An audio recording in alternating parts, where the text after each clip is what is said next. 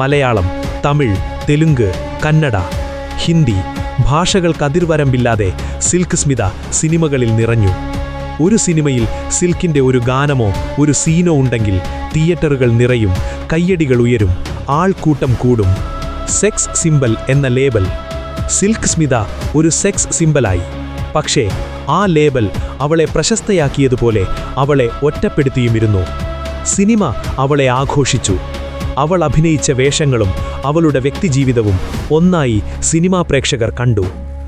അസാധാരണമായ കരിയർ. 17 വർഷക്കാലം നീണ്ട അവളുടെ അഭിനയ ജീവിതത്തിൽ 450-ലധികം സിനിമകൾ. ഇത്രയധികം ചിത്രങ്ങളിൽ അഭിനയിച്ച മറ്റൊരു നടിയും അക്കാലത്ത് ദക്ഷിണേന്ത്യയിൽ ഉണ്ടായിരുന്നില്ല. കാലം മാറി, കഥ മാറി, സിനിമയുടെ രുചി മാറി. വേഷങ്ങൾ കുറഞ്ഞു, വിളികൾ കുറഞ്ഞു. ഒരു കാലത്ത് ആൾക്കൂട്ടം സൃഷ്ടിച്ച ആ പേര് മെല്ലെ നിശബ്ദമായി. മരണം.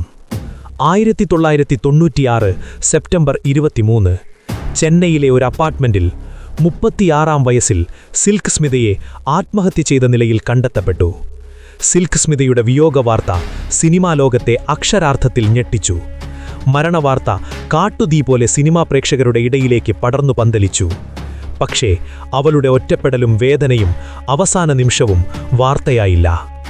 സിൽക്ക് സ്മിതയുടെ മരണശേഷം മലയാളത്തിൽ വിശുദ്ധ സ്മിതയ്ക്ക് എന്ന പേരിൽ കവിത സമാഹാരം പോലും എഴുതപ്പെട്ടു.